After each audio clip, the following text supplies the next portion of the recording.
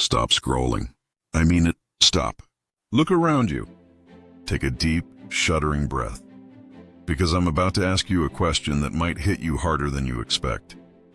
When was the last time you were brutally, painfully honest with yourself? Not kind of honest. Not sugar-coated so it doesn't hurt honest. I'm talking about that moment where your chest tightens, your stomach drops, and you think, oh no, they're talking about me. Because deep down, you already know what I'm about to say. You hear that voice every day. The one that says tomorrow when you know you should act today. The one that whispers you're not ready when you've been ready for years. The one that convinces you to hit snooze one more time, skip the workout, stay comfortable. Even though you hate that feeling of staying stuck, you know that version of yourself. The one who settles, the one who hesitates, the one who wastes time and talent. And you feel it. Not all the time, but in those quiet moments when the noise stops.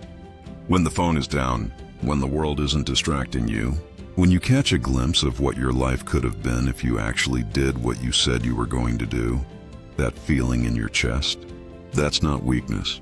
That's not shame. That's your soul screaming, begging you to stop living as a fraction of who you could be. Marcus Aurelius, the emperor who could have conquered anything, owned anything, destroyed anyone, faced the exact same fight.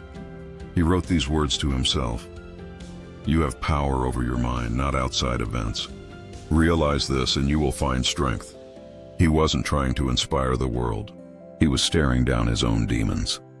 The same demons you wake up to every single morning. And if we're being honest, most mornings, you surrender. Your alarm screams, your dreams whisper, and you choose the warm bed over the cold truth. Champions are built in those moments when everything in you wants to quit. You know what bothers me?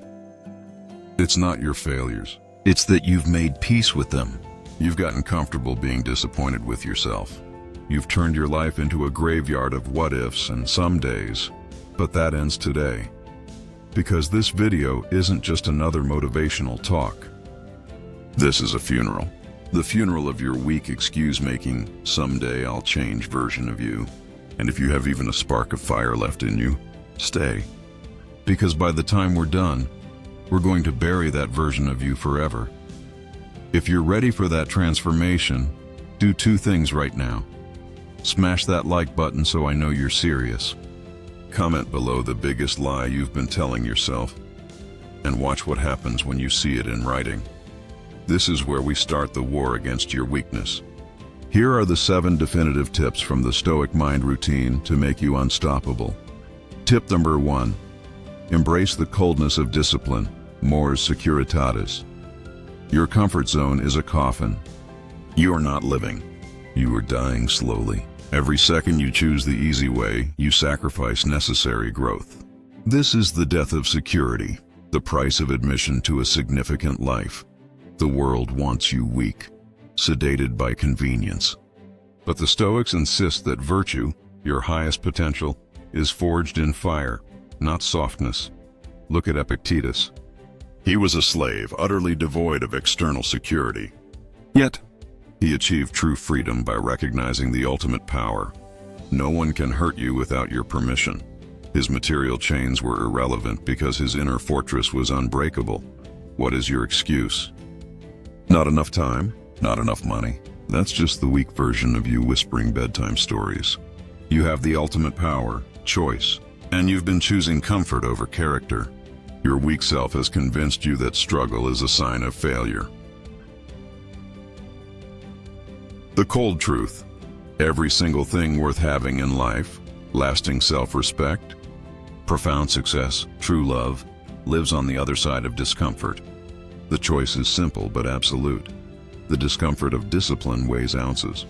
The discomfort of regret weighs tons. 2 decades from now, you will thank yourself for the voluntary hardship you sought out, or you will despise yourself for the comfort you settled for. The actionable step. Voluntary hardship. Don't wait for life to crush you. Crush yourself first, on your own terms. This builds resilience. Implement one small act of voluntary hardship today. Take a cold shower, Get up at 5 a.m. or sit in absolute silence without your phone for 30 minutes. Prove to yourself that you are the master of your comfort level. Engagement. Question: what small, necessary discomfort, a 5 a.m. alarm, a cold shower, or a difficult conversation, will you choose today instead of comfort? Drop this commitment. I choose the pain of growth. Tip number 2. Become the bouncer of your mind. Pro. There is a war happening in your head and the enemy lives between your ears. You are losing because you keep listening to the terrorist within. Marcus Aurelius, the intellectual giant, knew that the real battle was internal. Very little is needed to make a happy life. It is all within yourself, in your way of thinking. The quality of your life is determined by the quality of your thoughts. Your weak voice is a master of manipulation. It doesn't just say you can't. It uses subtle sabotage. Be realistic. Don't take unnecessary risks. Wait until the conditions are perfect. This is not wisdom. This is fear dressed up as prudence. This voice is not your truth. It's the echo chamber of external doubts, past failures, and the limitations placed upon you by people too afraid to chase their own dreams. The Stoics' counterweapon is prohe, attention to attention. You must become radically aware of your inner dialogue. You must watch your thoughts like a hawk watches prey, catching the lie before it becomes an emotion, and the emotion before it becomes inaction. The actionable step, the bouncer protocol. Your mind is a high-security venue. You are the bouncer. When a weak thought, a lie, a doubt, an excuse tries to enter, you don't argue with it. You use the bouncer protocol. Identify it. Label it. That's a weak thought, not a fact. Banish it. Do not allow weak trespassers to dictate the rules of your sacred inner territory. Your strong voice, your authentic self, is waiting for you to stop ignoring it. Tip 3. Commit the murder of all excuses. Amor fati in action. Every single excuse you deploy. I don't have the experience. It's not the right time. What if I fail? Is a confession of your lack of courage and a signed death certificate for your potential. You are documenting the death of your dreams in real time. The core of your excuses is a refusal to accept the reality of the present moment, a violation of amor fati, love of fate. While you are waiting for a perfect reality, you are wasting the imperfect, actionable reality you have right now. Seneca, who mastered the art of losing everything, taught the true cost of this waste. It is not that we have a short time to live, but that we waste a lot of it. While you are explaining why you can't, someone else is taking imperfect action and proving why they can. Your excuses are recycled, pathetic garbage used by millions to justify their surrender. The real goal of the excuse is to allow you to play the victim. Victims get to stay comfortable, pointing fingers at external forces. But ownership is your superpower. When you own your failures, you gain the power to fix them. When you own your circumstances, you gain the power to change them. The actionable step, the burn ritual. Write down the one excuse you use the most often. The one you use to rationalize hitting snooze, avoiding the hard call, or delaying the project. Now you must kill it. Take that paper, state, "This excuse is dead to me," and burn it, safely, warrior. From this moment, you are no longer the person who makes excuses. You are the person who makes things happen. Tip 4. Welcome adversity as promotion. The obstacle is the way. Pain is not your enemy. It is your forge. Difficulty is not your destroyer. It is your destiny. Struggle is not your sentence. It is your salvation. You don't want an easy life. You want a strong life, and strength is only built under the crushing weight of resistance. Every comfortable person you know is inherently weak. Marcus Aurelius articulated the foundational principle of all success. The impediment to action advances action. What stands in the way becomes the way. The obstacle is not a roadblock. The obstacle is the road you must take. You don't eliminate the obstacle. You use it as fuel and material. Your weak self sees every setback as evidence you should quit.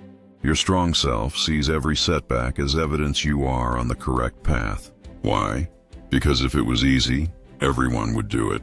If it didn't hurt, it wouldn't change you. The actionable step. Reframe failure. Stop calling challenges problems. Reframe them as promotions. When you face rejection or failure, immediately ask yourself 2 questions. 1. What specific harsh lesson did this failure teach me? 2. How can I use this pressure to become stronger for the next attempt? Every failure is not a period. It is a comma, redirecting you toward a better approach. The universe is promoting you. Do not refuse the higher position. Tip number 5. Practice the urgent life, Memento Mori. You are going to die. You don't know when, but you will. Your weak self ignores this fundamental truth with distraction and procrastination. Your strong self uses it as rocket fuel. The practice of Memento Mori, remember you must die, is not morbid. It's the ultimate act of liberation from triviality. When you truly accept the finality of your time, everything shifts. Aurelius noted the insanity of modern life. We all love ourselves more than other people, but care more about their opinion than our own. You are literally marching toward the grave, and you are still paralyzed by the fleeting judgment of people who won't be there to witness your final legacy. Every moment you spend playing it safe is a moment stolen from your potential. Your mortality isn't your weakness, it's your strength. It is the ultimate non-negotiable deadline that makes every day urgent, every choice significant, and every moment sacred. Stop postponing the life you actually want to live. The actionable step, the end-of-day review, at the end of every day. Ask yourself the question a Stoic would ask. If I died tonight, would I be satisfied with how I spent this day? Did you move your major goals forward? Did you choose courage over comfort? This immediate self-accountability will inject an unstoppable urgency into your choices, forcing you to choose action today. Tip number 6. Own everything. Radical responsibility. Everything in your life is your fault. Your success, you created it. Your failures, you allowed them. Your happiness, you chose it. Your misery, you manufactured it. This is not about blame. It's about claiming your power. I don't care about your childhood, the economy, or the advantages you didn't have. None of that controls your future unless you give it permission. Epictetus taught the master principle of Stoicism. It's not what happens to you, but how you react to it that matters. This is the doctrine of radical responsibility. It states that while you may not control the initial event, the externals, you absolutely control the judgment, the internals, and the response. Your weak self clings to the victim narrative because victims don't have to take action. But ownership is your superpower. When you own your failure, you gain the power to fix it. When you own your circumstances, you gain the power to redesign them. The actionable step, the blame. Fast for the next 72 hours. Go on a total blame fast. Do not assign fault to any external person, system, or circumstance for anything that goes wrong in your life. Instead, when something happens, immediately ask, what is my controllable response? And what is the lesson I must take ownership of here? This practice instantly shifts your brain from powerlessness to action. Tip number 7. Forge the unbreakable will, the final transmutation. You want to know what separates the legends from the rest? They are unbreakable. They face the same storms, the same setbacks, the same pain, but when life hits them, they don't break. They become harder, stronger, and more determined.